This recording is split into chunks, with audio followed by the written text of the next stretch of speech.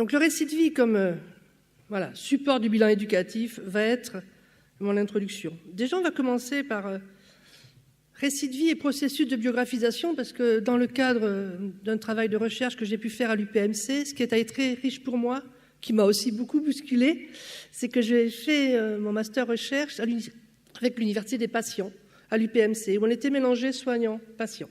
Et là, effectivement, la première chose qu'on a eu à faire, comme tout le monde, c'est raconter pourquoi on était là aujourd'hui et quel était notre parcours de vie. Mon Dieu, c'est que je n'étais pas habituée à ça. J'étais habituée à faire raconter les autres.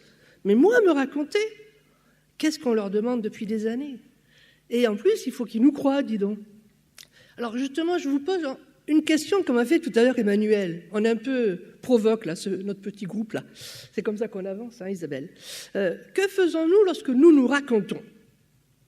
Ciel. Alors, je vais un peu vous aider, hein, quand même. Parce que sinon, j'ai que 20 minutes. Hein. Nous rassemblons, puis il m'a bien prévenu que sinon il me coupait. Nous rassemblons, nous mettons en ordre, nous organisons. Nous relions des situations et des événements de notre existence. Bref, nous mettons en forme pour leur donner du sens, notre sens à nous. Hein, et comment nous on vit avec tous ces événements? Comment on a parcouru, comment on a cheminé? Christine Delory, qui a été un de mes maîtres et qui m'a aussi aidé dans ma progression, nous disait tout le temps, nous ne faisons pas le récit de notre vie parce que nous avons une histoire, mais au contraire, nous avons une histoire parce que nous faisons le récit de notre vie. Mon Dieu, qu'est-ce qu'elle raconte là? On va aller un peu plus au fond sur justement ce processus de biographisation et comment justement d'entendre le récit de vie, donc de laisser parler la personne sans l'interrompre et se mettre un peu en retrait sur notre positionnement de soignant. Le processus de biographisation, c'est justement comment la personne va construire racontant son parcours de rétablissement par le biais de ses diverses expériences. Et le récit de Yves était un très beau discours. Merci, c'était une belle introduction. Processus de biographisation, c'est l'ensemble des opérations et des comportements par lesquels les individus inscrivent les expériences vécues en leur donnant une forme propre dans laquelle ils se reconnaissent eux-mêmes, mais c'est aussi à travers leur récit que nous aussi on va les reconnaître. Je vais beaucoup revenir sur ce concept de reconnaissance. On a tous besoin de reconnaissance à différents niveaux. Donc la démarche biographique, c'est justement par ce concept de biographisation, et on voit bien, Yves l'a dit, et Emmanuel aussi, chacun va avoir un cheminement différent. Évidemment, chacun a son histoire, chacun a ses expériences, même si on peut vivre les mêmes expériences. Notre ressenti sera pour chacun différent.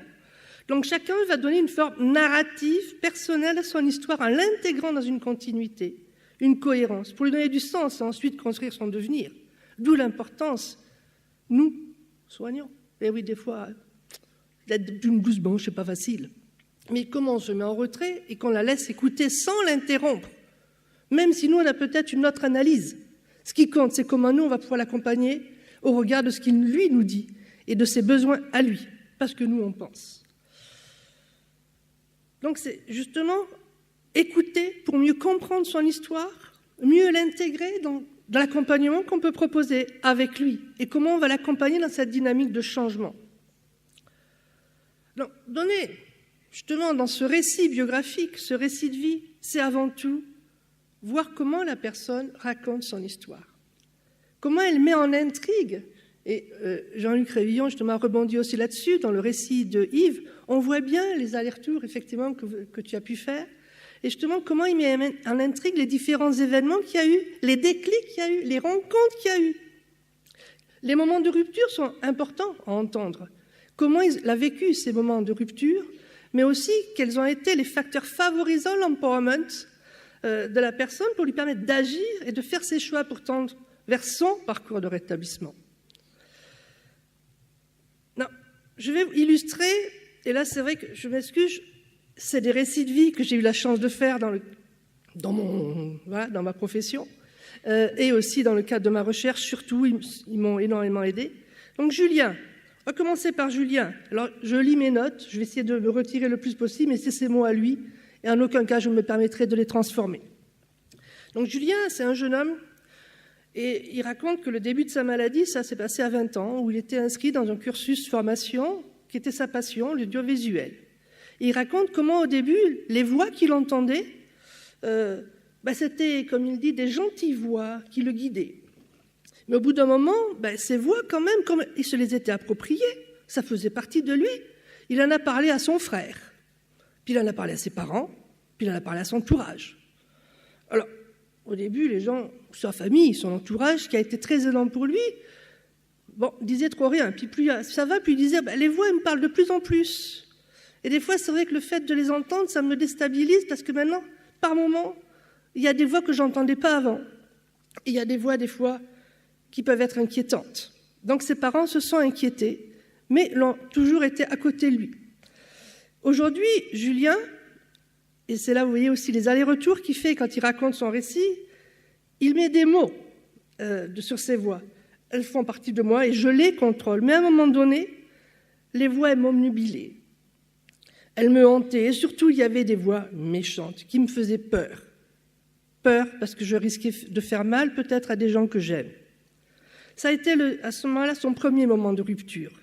Comment jusqu'à présent je contrôlais ces voix? Qu'est-ce qui s'est passé? Qu'est-ce qui a basculé? Et donc ça a été le moment aussi où ses parents lui ont dit « il faut te faire aider » et il a accepté. Première hospitalisation, début de plusieurs hospitalisations. Et là on voit le chemin, il est un peu long. Ce moment-là aussi où ces voix le hantaient, c'était en lien donc avec ce que je viens de vous dire, son cursus de formation où c'était vraiment ce qu'il attendait depuis longtemps, de rentrer dans une école d'audiovisuel. Mais là justement, voilà, il a décroché. Et ça a été très dur pour lui. Il y a eu ça, il y a eu aussi une déception sentimentale qui s'est rajoutée là-dessus. Mais en même temps, quand il parle de ce moment de rupture, il dit bien « J'espère que quand ma maladie sera stabilisée, je pourrai reprendre une formation, ouvrir un blog et partager avec les autres. » Aujourd'hui, plusieurs hospitalisations. Toujours aidé par sa famille, cette reconnaissance familiale, qu'il accepte tel qu'il est, parce que justement, il a pleine force, Julien. Avec justement les hospitalisations, il a aussi eu besoin de mieux comprendre ce qui lui passait. Je suis d'accord avec toi encore une fois, Yves. Diagnostic, ce n'était pas de poser un diagnostic qui compte. C'est pourquoi il avait ces voix et pourquoi ces voix, de plus en plus, n'arrivaient par moments à plus les contrôler. Et comment on pouvait l'aider là-dedans? Donc, on a parlé de traitement, sans automatiquement parler diagnostic. Contrôler ses voix. Mettre des mots sur justement ces hallucinations auditives, visuelles. Donc, lors du bilan éducatif, quand on l'a fait, déjà, il n'y a pas de feuilles. Aujourd'hui, j'ai des feuilles, mais là, il n'y a pas de feuilles. Et il me raconte qu'il a eu besoin de contrôler ses voix et de comprendre pourquoi on lui prescrivait ce traitement. Est-ce que ce traitement, il allait falloir le prendre tout le temps? Puis après tout, il s'est dit, mais il y a plein de gens qui prennent un traitement tout le temps. Et eux, on ne les stigmatise pas.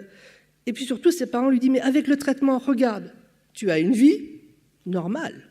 C'est une normalité. Hein. Qu'est-ce qui fait mal, la normalité? Il faut toujours rentrer dans des moules. Hein. Ça, c'est bien français. Bon, je suis française quand même, mais bon.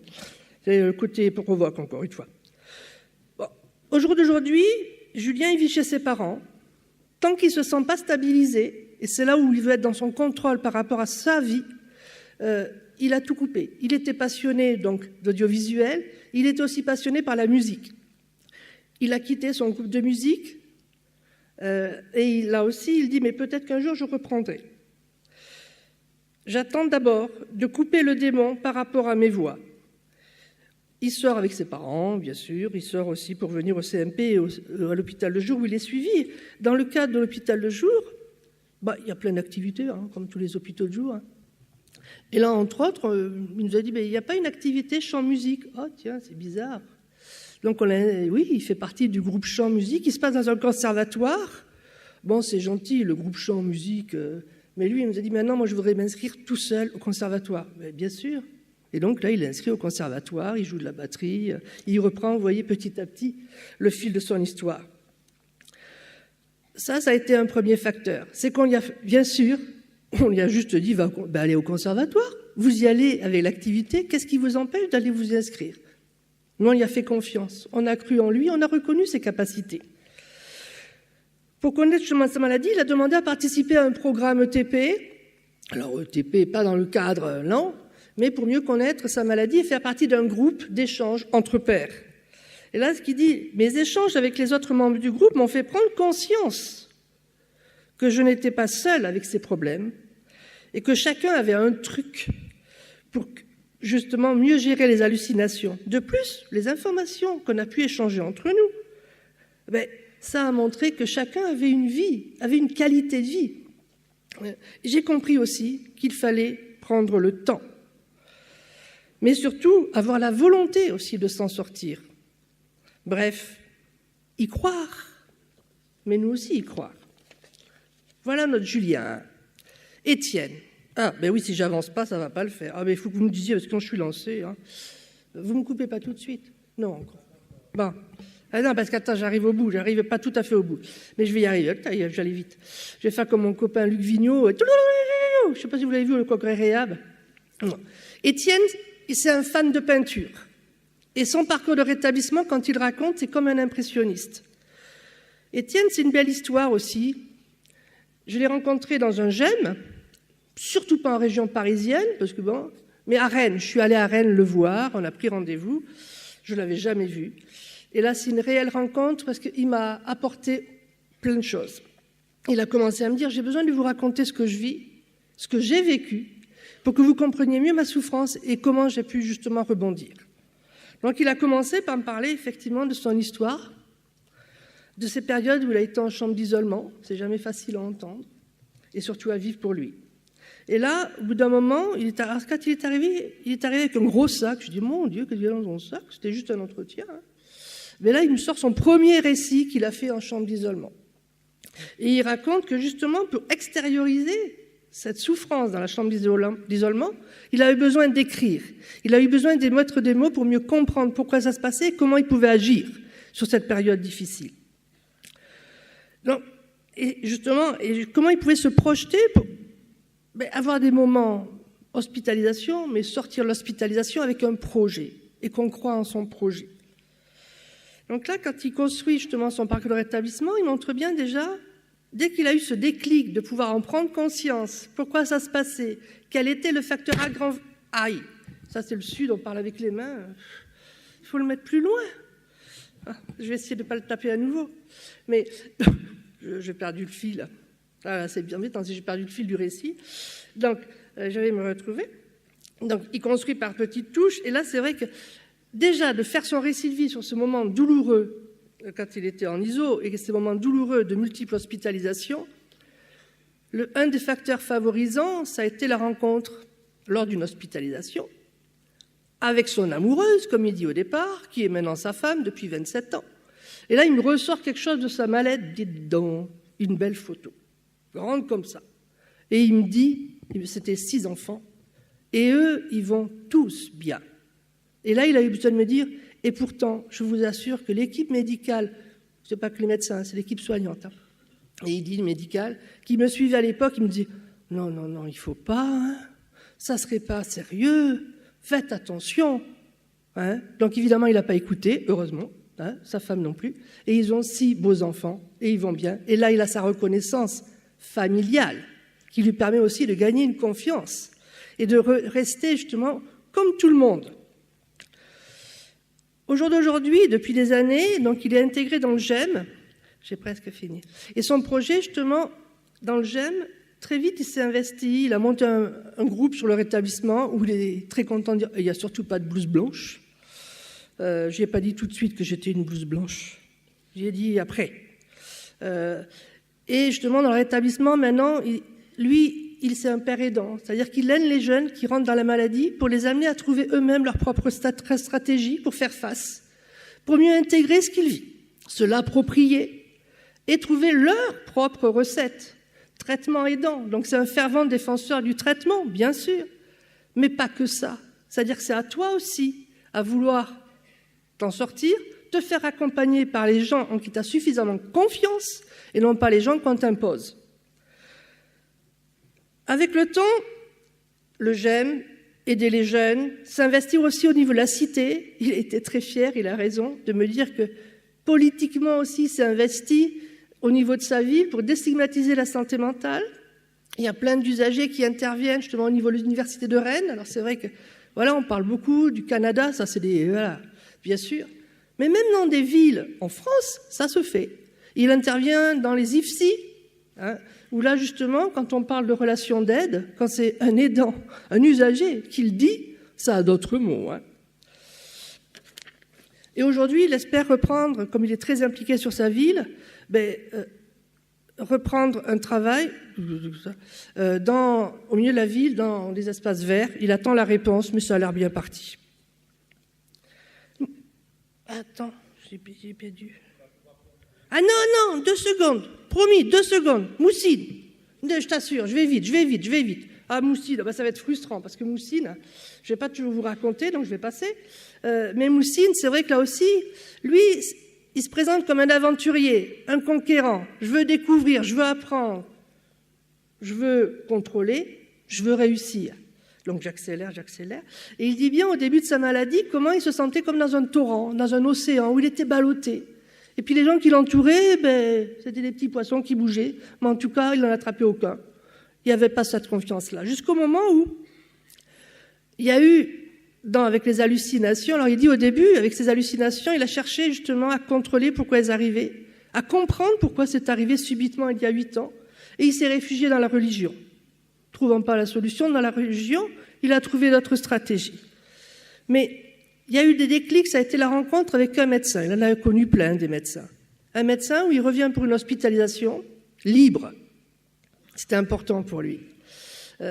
Et là, quand le médecin leur va, qu'est-ce qui vous arrive? Mais je vous avais dit, monsieur, ce traitement-là, il ne me convient pas. Vous avez voulu le mettre. Vous êtes docteur, j'ai rien dit. Mais moi, il me ralentit. Je ne veux pas être ralenti. Hein. Et là, le médecin lui dit, d'accord, j'entends, on va y arriver. On va y arriver ensemble. Là, ça a été le déclic. Ça a été le déclic pour dire, voilà, là, je suis avec une équipe qui a confiance, qui croit en moi. Bon, et là, qui a pu l'accompagner dans son cheminement pour l'aider à trouver un logement, parce que le moment de rupture aussi, ça a été, avec ses hallucinations, une violence entre autres avec son papa.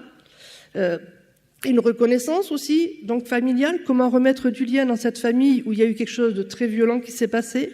Reconnaissance aussi sociale, où il a pu s'inscrire pour reprendre une activité dans un ESAT, où là, quand il a été dans l'ESAT, il dit, ils ont toute vu que j'avais plein de capacités, eux. Et ils m'ont dit, t'as des compétences, et t'es un travailleur. Si tu veux, on fait une VAE sur 3 ans, dans les espaces verts, et là, il a eu sa VAE. Il dit, je contrôle les engins, contrôle les végétaux, et je suis très fier quand je vois un beau jardin et que j'ai participé à ce beau jardin. Bon, par contre, quand il a travaillé et qu'il a eu sa VAE, il se dit, maintenant, je vais mettre à mon compte. Oui, je coupe presque. Oh là là, t'es dur, hein. Oh, il est dur, hein. Bon, j'accélère. Bon, bref, voilà, je suis désolé, je vous raconterai ça en off. En tout cas, il n'a pas pu, parce qu'il voulait recruter les gens de l'ESAT, ça se fait pas. Hein. Donc, mais oui, il espérait. Hein. Donc, en tout cas, ce qu'on voit, c'est que chacun a un cheminement différent. J'en ai pu rencontrer que 3, puis vous voyez, déjà là, je ne peux pas aller jusqu'au bout. Mais l'important de mettre des mots sur ce qu'ils vivent, mais aussi laisser le temps à la personne de raconter son histoire dans le cadre du récit de vie, pour qu'elle puisse prendre conscience. Alors, j'aime pas du tout la phase d'acceptation. J'ai horreur de ça, quelle idée accepter. Non, mais plutôt construire. Et comment nous, on va co-construire avec elle en fonction de ses besoins d'aide. On est bien dans le concept d'empowerment que je ne pourrais pas développer, j'ai bien compris, mais la prise de conscience, la motivation aussi à vouloir changer, reconnaissance de ses propres compétences, et là, donc, valorisation aussi, confiance en lui, estime de soi. Je passe. Comment, justement, dans cette approche holistique où on ne va pas prendre que maladie, traitement, diagnostic, quelle horreur. Non, on va entendre comment il vit. Et là, on est dans le déclic. Alors, voilà, vous m'avez troublé, j'ai perdu mon stylo. On est dans le déclic de la rencontre. Et là, je n'entends plus. Voilà. Déclic de la rencontre. On entend là. Non, je vais le faire comme ça. Tant pis, il n'y a pas le laser. Ça va, vous allez suivre. Mais ce déclic de la rencontre, si ça se passe bien, ça va favoriser la confiance, qui va elle-même favoriser l'alliance thérapeutique. Mais pourquoi? Parce qu'on va être aussi dans une réciprocité dans les échanges, où chacun va apporter à l'autre. On est dans, évidemment, prendre en compte tout le savoir expérimental expérientielle de la personne à travers son récit, mais aussi la complémentarité des savoirs. Et c'est à ce moment-là où le soignant, profil bas, de temps en temps, ça fait du bien. On a un point d'appui. On est à côté de la personne. On est avec elle si elle a demande, si elle a besoin. Mais en tout cas, chacun va s'adapter dans cette relation. Et c'est ainsi qu'on favorisera, j'ai fini, la reconnaissance familiale avec la confiance en lui, la reconnaissance sociale avec justement le fait d'être utile pour les autres, et donc renforcer son estime de soi, et la reconnaissance citoyenne, on en a tous besoin, avec des droits et des devoirs, et c'est le respect de soi, et évidemment le respect des autres. Promis, j'ai fini, je vous remercie. J'ai dépassé beaucoup.